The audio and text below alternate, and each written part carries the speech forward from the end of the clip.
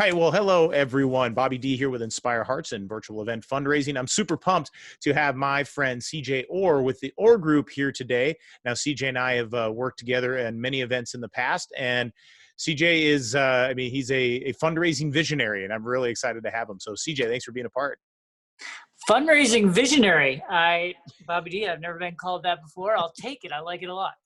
Well, for sure. So, I mean, you're always have always had your finger on the pulse of kind of what's next, and are really pushing that envelope of how nonprofits can fundraise better, and in all different types of aspects. You know, whether it's major gift development or events, and I think that's why we jive so well together.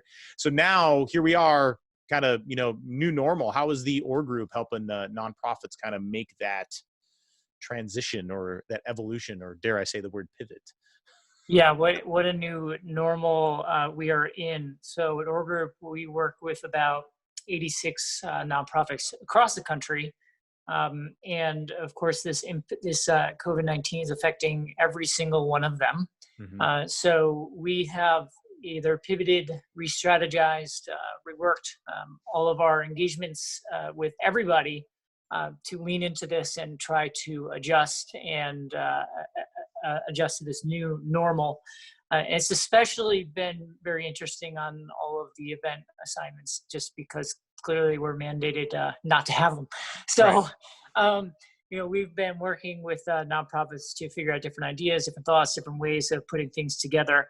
And we've when you're dealt a tough hand, it's really interesting how resilient people will be, and what great ideas people will come up with. We've had a lot of interesting new strategies, new ways to deal with this, and I'm happy to go into them. But for the most part of all of our clients, this is just such a trying time, and it's so challenging for everybody. This isn't your traditional emergency type fundraising where if a hurricane were to come, you consult the American Red Cross. Right. Everybody, every single one of our clients, no matter who they are or who they serve, are impacted, right? Yep. So everybody has to be smart, thinking on their feet in order to lean into this and adapt to the new normal. So it's been a very challenging, but a great time for people to come together, communities to come together and think of new ways to address these issues. Absolutely. So what are, what is some good news, or what are some things that you're seeing that are working really well in the, as you're talking with your nonprofit clients? Yeah. So what I was touching on earlier is that every nonprofit is affected. Right. So every nonprofit has the ability to use this as an opportunity to do two things. One, use this as a communication opportunity. Yeah.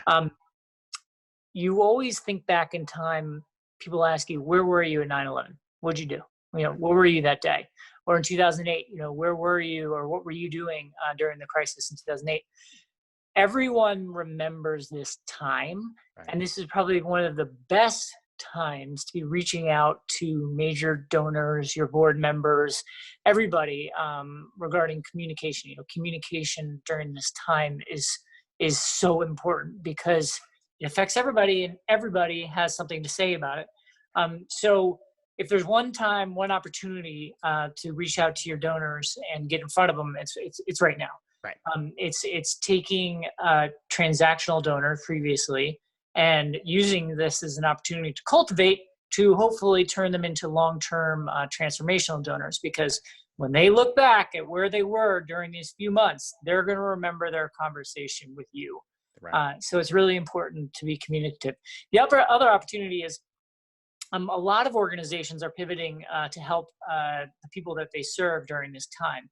So we're seeing a lot of organizations establish funds or special initiatives or campaigns around fundraising for those affected by COVID-19, which of course is everybody. Yep. So a lot of our clients have been fundraising around that and raising some good amount of money to help get through this times. So we've seen some good traction there. Nice. And I've been having lots of conversations with different nonprofits, and many are kind of sketchy with the idea of, okay, is it insensitive of us to fundraise, at this time, to make this ask? So how are you responding to that question? I'd say it's actually quite the opposite. Your services are needed now more than ever, right? And you have to fund those services. So asking for money to fund services to help your community during the time when they need it the most, I would think that justifies making the ask. Right. And that's, that's what I'm trying to guide them. It's like, look, I mean, you have programs that are needed and those programs need money. So yeah, don't be afraid to ask. I mean, there's sensitivities of how you ask, but you got to ask, you got to make it happen. So Exactly. let's talk a little bit about now these virtual events and how you're seeing that, that evolve from the nonprofit standpoint, but then also from, as a consultant, helping them to, guide through this process, kind of what are you seeing, and like, what are you seeing that's working good?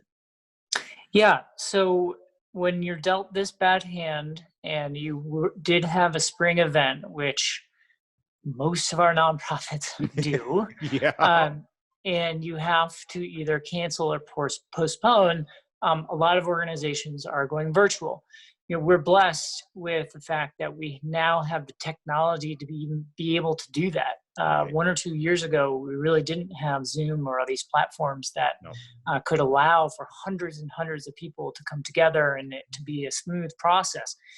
So we're seeing a lot of organizations use Zoom or other platforms to do their traditional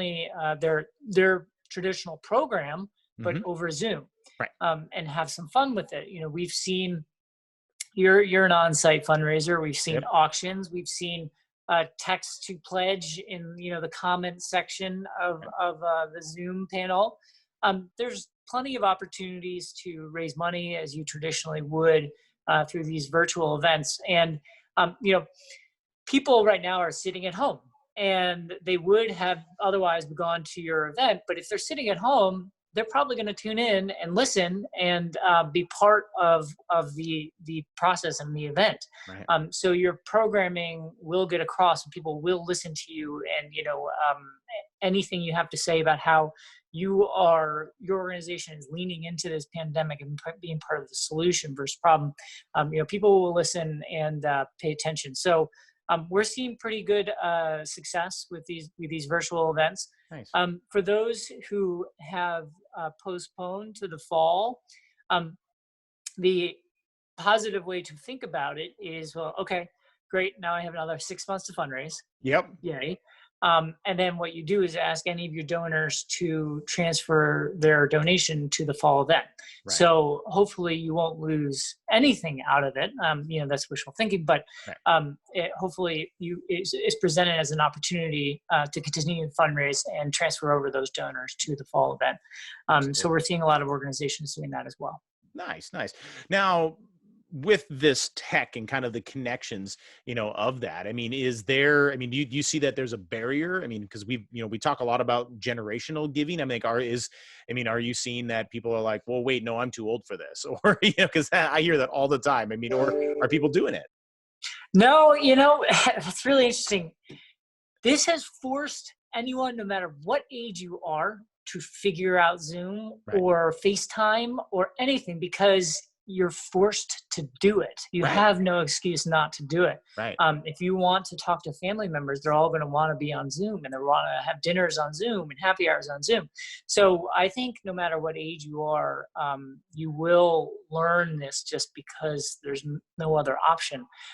So I think even for events, just getting the Zoom link and just typing it into the top of your browser, everybody can pretty much do that. Yep. And if they can't, anyone can teach them. So we're actually not seeing that much drop off in age or anything like that. Good. Because there's so many groups that are like scared. It's like, how do we get that boomer older generation to be engaged with this? I'm like, look, they're already on Facebook. They're buying things off Amazon. Yeah, exactly. It's okay. It's all. You can buy it on Amazon. You can definitely join Zoom. Exactly. So then what would be like one, tip that you could give a nonprofit as they're thinking about making this, maybe an evolution towards a virtual event, or postponing and like kind of filling in that gap from now to then? Like what's some advice that you could give? Don't make a decision in a vacuum. Go talk to your board. Go talk to your major donors, go talk to your honorees, go talk to your co-chairs, get their opinions and advice, because you want to make a decision with them so Right. they feel part of the solution. Right. So if it is that they want to cancel and do a virtual event, great. They'll get excited about it. They'll be with you. They'll be help with the fundraising, that you want all their buy-in together. Yes. And then that helps with not only your fundraising, but just also putting on either a great virtual event or a fall event. Nice, nice, excellent. That's great feedback, because a lot of times, nonprofits forget about those stakeholders, those people that are out there that fund that, and they're like, no, we're just going to do this. And then how does that turn off, or has the opportunity to turn on that personality to provide the energy into? I mean, especially that's what we're seeing in most successful virtual events, is that board's coming in, those major donors are coming in, and everybody's charged up, and they're like, we're going to do this, and there's that positive view around it. Whereas if you just, like you say, make the decision in the vacuum, many times they're kind of like, I don't know what you're talking about, I'm out. Yeah. Yeah. No, yeah, good. No, that's really, really good. So I know you have a lot of conversations with donors that are out there. Now, are donors attending these events? Are they engaging within these events? Are they giving during these virtual events? Yeah. So I'd actually refer to you so you can tell me how the giving has been affected. But from our seat, what we've seen, people do attend events. They enjoy them. They're, as I was talking about earlier, they're home anyway, right? It's either they can go watch Tiger King on Netflix, or they can actually go do something productive and be part of this event that they were originally planning to go to anyway. Right. People are showing up just because they are home and they have the time and they have the interest. I mean, they were going to go anyway, so Nice. we're seeing that they show up.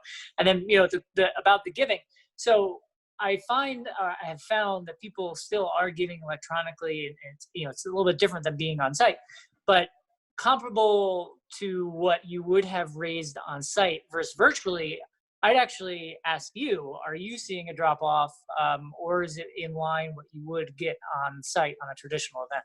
Well, so there's a lot of cases that are out there, and what we're seeing is that the funding that they are having what they call a virtual gala, is it's 80% of what they would have done, and then there's actually some groups that are raising 110, 125% above and Wow. beyond that, because the community is gathering together, which is really exciting, and still using all the best practices, from before, all of your sponsorships, your major donor cultivation, your pre-secured gifts, all of those components, keep diving into making that as successful as possible. So it's happening, and I mean, the ones that are investing in this and making those right decisions and following best practices are succeeding. The ones that are like, nah, we're just going to take the easy and cheap way out, they're the ones that are not succeeding. So it's that's where the high quality production, the high quality opportunities, the storytelling, all of that, then that equals just like anything, positive fundraising results.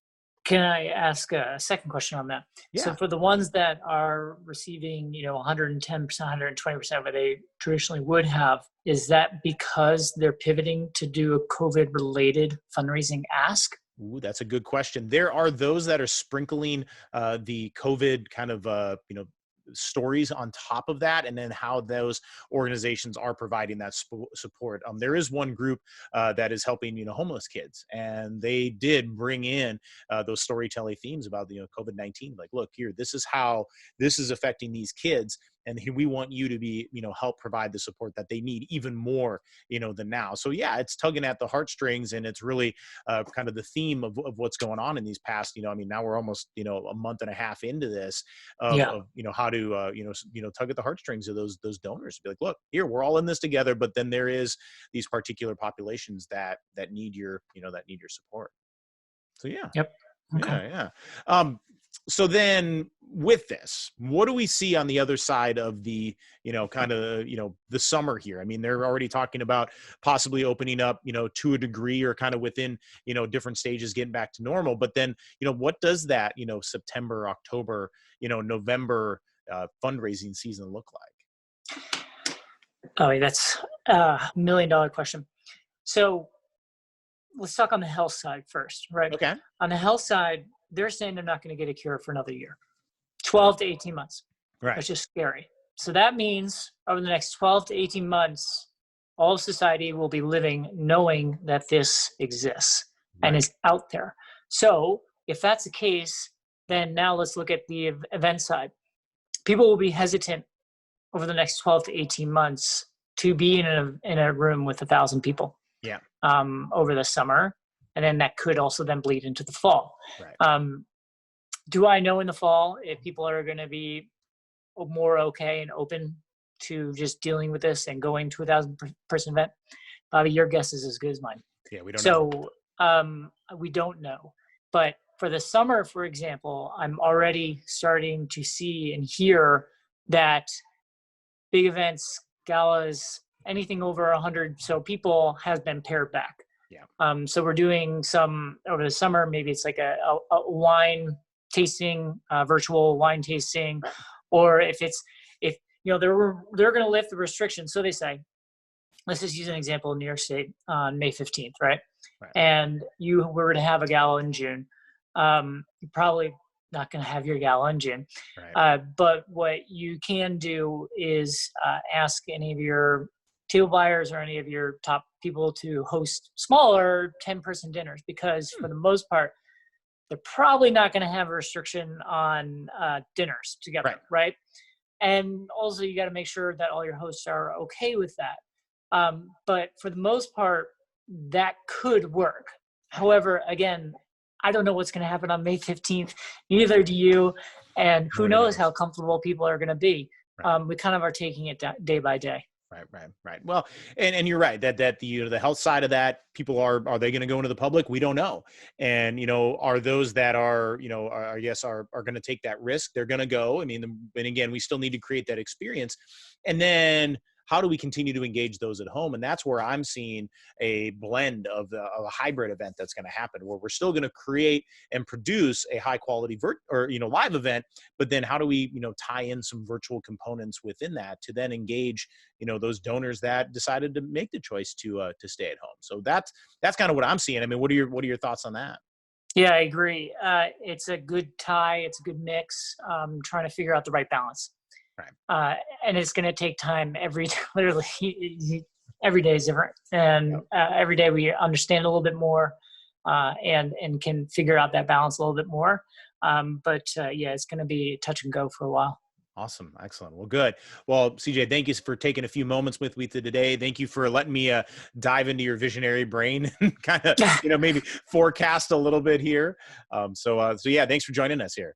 I like that. I like your calling me a visionary. I got to take that back to my management and say, Bobby said it, Yeah, no, it's true. It's true. That's why you're here today. So, CJ, thank you again. And thank you to our nonprofit friends that are out there. What you are doing in the world matters. I mean, this world needs to be changed, and you're the ones that are doing it. So continue to be awesome. Again, Bobby D, Inspire Hearts and Virtual Event Fundraising.